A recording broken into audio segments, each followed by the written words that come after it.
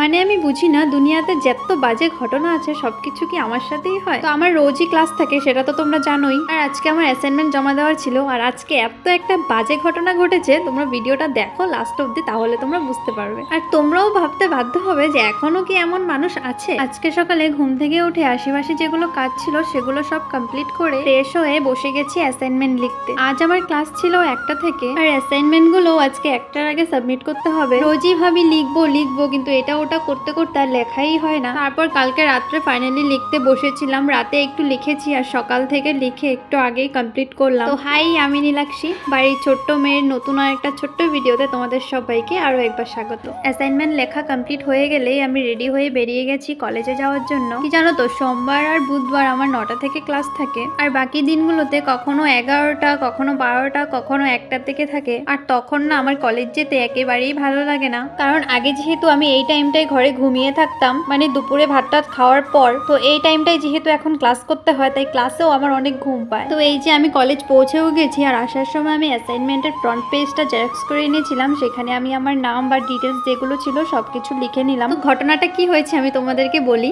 আমি যেহেতু আসার সময় ফ্রন্ট পেজটা নিয়ে এসেছি, তাই আর ওটাতে পিন মারা হয়নি। তো আমি ঘর থেকে আসার সময় আমার যেটা স্টেপলার ছিল সেটা আমি কলেজে নিয়ে গেছিলাম। তো আমি ওটাতে ডিটেলস লিখে আমি ওটা একসঙ্গে অ্যাটাচ করে নেব। তারপর আমি যখন স্টেপলারটা বাইরে বের করেছিলাম, তো তখন মানে আমার সামনে দুজন মেয়ে অ্যাসাইনমেন্ট লিখছিল, আর আমি তখনই স্টেপলারটা বের করেছি। তো আমাকে দেখে বললো, তোমার স্টেপলারটা দাও, আমি তোমাকে পরে দিয়ে দেবো। তারপর আমার তো ভাই ভালো মন, স্টেপলার দিয়ে আমার যেগুলো কাজ ছিল আমি আমারটা কমপ্লিট করে আমি ওদেরকে দিলাম। আমি কোন রুমে যাব সেটাও আমার থেকে জেনে নিল, পরে মানে আমাকে ওই রুমে নিয়ে দিয়ে আসবে। আমি ফার্স্টে বলেছিলাম আমি এখানে বসবো, তোমরা এটা করে আমাকে স্টেপলারটা দিয়ে দিও, কিন্তু না, ওদের অনেক টাইম লাগবে, তাই ওদের এখনই স্টেপলারটা চাই, পরে আমাকে গিয়ে ওই রুম নাম্বার যেটা আমি বলেছিলাম সেখানে নিয়ে দিয়ে আসবে। এখানে মেন কথা হচ্ছে আমি ওদেরকে চিনি না, তারপরও আমি ওদেরকে দিয়েছিলাম, কারণ আমি অনেক দয়ালু।